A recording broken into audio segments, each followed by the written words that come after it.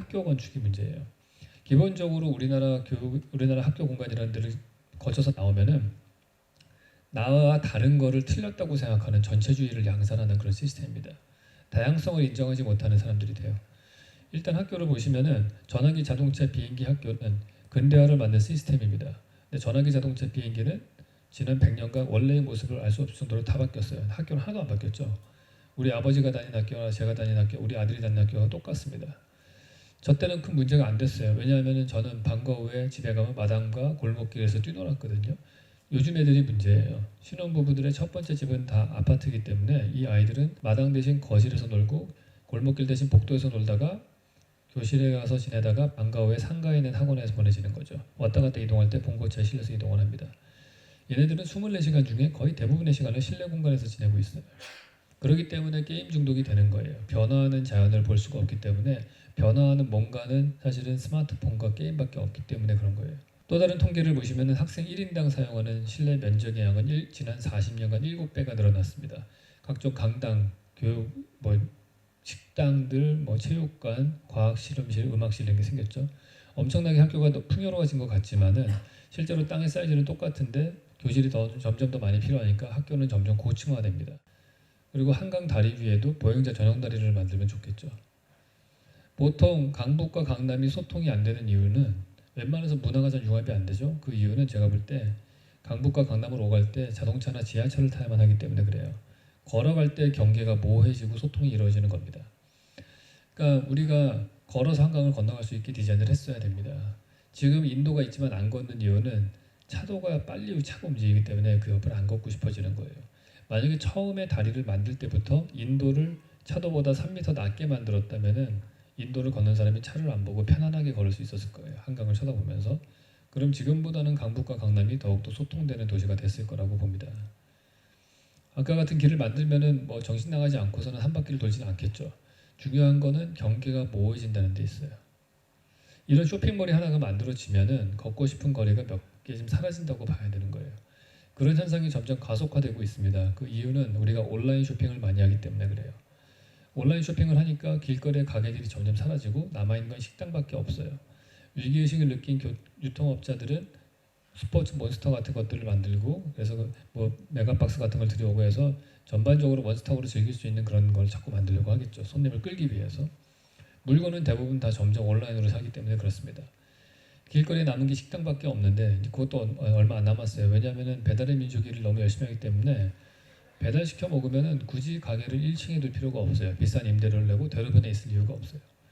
지하실에 부엌만 두고서 배달만 하면 됩니다. 제가 홍대 앞에서 시켜 먹는 짜장면 집이 있는데 그 중국집 가격이 너무 싸고 빨리 배달이 와요. 이유는 지하실에 부엌밖에 없는 데라서 그래요. 이제 얼마 안 있으면 길거리에 남아있는 건 편의점밖에 안 남을 거라고 봅니다.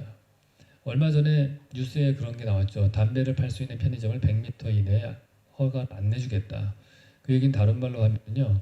10년 지나면 그러면은 100m마다 편의점이 있을 거란 얘기예요. 지금 되는 장사는 온라인 쇼핑과 편의점밖에 없거든요. 그러니까 그 양극화 현상으로 가는 거예요. 그러면은 사실은 길거리가 점점 황폐해지면서 소통이 점점 줄어드는 세상이 되는 거예요. 그래서 건강한 소통의 도시공간의 요건은 세 가지로 요약할 수 있을 것 같아요. 걸어서 10분 이내에 공원이 있어야 되고 걸어서 10분 이내에 도서관이 있어야 되고 아파트 담장을 만드는 대신에 벤치를 그 자리에 만들어야 된다. 그래야지 길 가는 사람이 앉아서 쉬면서 담장 대신에 앉아서 거기서 아파트 정원도 보고 내가 딴 동네에 가서도 앉을 자리가 있는 거죠. 그런 것들이 필요한 공간 구조라는 거죠. 또 하나 중요한 문제는 모든 국민이 12년 동안을 머물러서 살고 있는 학교 건축이 문제예요. 기본적으로 우리나라 학교 공간이라는 데를 거쳐서 나오면은 나와 다른 거를 틀렸다고 생각하는 전체주의를 양산하는 그런 시스템입니다. 다양성을 인정하지 못하는 사람들이 돼요. 일단 학교를 보시면은 전화기 자동차 비행기 학교는 근대화를 만든 시스템입니다. 근데 전화기 자동차 비행기는 지난 100년간 원래의 모습을 알 수 없을 정도로 다 바뀌었어요. 학교는 하나도 안 바뀌었죠. 우리 아버지가 다닌 학교나 제가 다닌 학교, 우리 아들이 다닌 학교가 똑같습니다. 저 때는 큰 문제가 안 됐어요. 왜냐하면 저는 방과 후에 집에 가면 마당과 골목길에서 뛰놀았거든요. 요즘 애들이 문제예요. 신혼부부들의 첫 번째 집은 다 아파트이기 때문에 이 아이들은 마당 대신 거실에서 놀고 골목길 대신 복도에서 놀다가 교실에 가서 지내다가 방과 후에 상가에 있는 학원에서 보내지는 거죠. 왔다 갔다 이동할 때 봉고차에 실려서 이동을 합니다. 얘네들은 24시간 중에 거의 대부분의 시간을 실내 공간에서 지내고 있어요. 그렇기 때문에 게임 중독이 되는 거예요. 변화하는 자연을 볼 수가 없기 때문에 변화하는 뭔가는 사실은 스마트폰과 게임밖에 없기 때문에 그런 거예요. 또 다른 통계를 보시면 학생 1인당 사용하는 실내 면적의 양은 지난 40년간 7배가 늘어났습니다. 각종 강당, 교육, 식당들, 체육관, 과학실험실, 음악실 이런 게 생겼죠. 엄청나게 학교가 풍요로워진 것 같지만은 실제로 땅의 사이즈는 똑같은데 교실이 점점 더 많이 필요하니까 학교는 점점 고층화됩니다. 그 대한민국 사회의 학교는 운동장 하나 겨우 남겨놓고 기역자 모양으로 되어 있는 그런 4층짜리 건물이 들어선 게 학교 건축의 일반적인 모습이에요. 놀라운 사실은 왼쪽은 교도소고 오른쪽은 학교예요.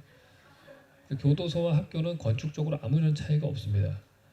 사실 대한민국 사회에서 담장에 둘러싸인 대표적인 시설은 교도소랑 학교죠. 둘 다 담장 넘으면 큰일 납니다. 제가 학교 다닐 때 야간 자율학습 때 애들이 월담을 많이 하니까 담장에 전기줄을 깐 학교도 있었어요.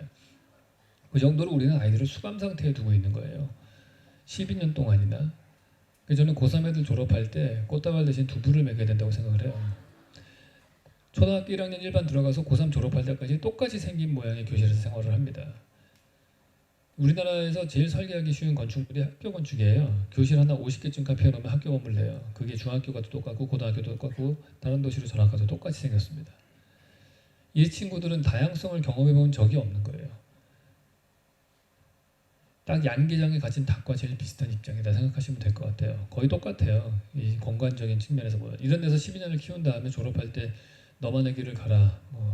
청년이 도전의 시간 꿈을 갖고 살아야지. 이딴 소리 하는 거는 양계장에서 12년 동안 키운 다음에 닭장에서 꺼내서 독수리처럼 날라고 하는 거랑 똑같은 거예요. 그런 일이 있을 수가 없는 거죠. 우리가 아이들을 건축 공간으로 정말 망가뜨리고 있다고 자각을 하셔야 됩니다. 이러면서 12년 자라난 사람들은 나중에 집 고를 때에도 제일 비슷하게 생긴 판사형 아파트를 편안하게 생각합니다. 3학년 4반 교실에서 공부하다가 304호 아파트에 살다가 죽고 나면 낙골당에 가는 거예요. 태어나서부터 죽을 때까지 다 획일화된 공간에서 생활을 합니다. 요즘 사태가 더 심각해졌어요. 학교 급식까지 합니다. 똑같은 옷 입고 똑같은 식판에 똑같은 음식을 배급받아서 먹고 있어요. 대한민국 사회에서 똑같은 옷 입고 똑같은 식판에 똑같은 음식을 배급받아 먹는 데는 교도소랑 학교밖에 없어요. 우리의 학교는 점점 교도소랑 비슷해져 가고 있는 꼴인 거예요. 누군가는 좋은 뜻에서 시작을 했는데 결과적으로 전체주의를 강화하는 그런 사태가 생긴 겁니다. 다양성을 경험해보지 못했기 때문에 나와 다르다는 걸 인정하지 못해요. 나와 조금만 다르면은 이상하다고 생각하고 왕따를 시키는 거예요. 그런 사람이 나중에 사회에 나가면은 나와 다른 의견을 제시하는 사람들은 다 틀렸다고 생각을 해요. 그 댓글을 살벌하게 욕을 쓰는 사람이 되는 거예요. 우리나라 쓰는 말의 표현만 보더라도 다르다는 말과 틀리다는 말과 혼돈해서 써요. 그 말은 우리 의식 속에서는 다른 건 틀렸다고 생각하는 거예요.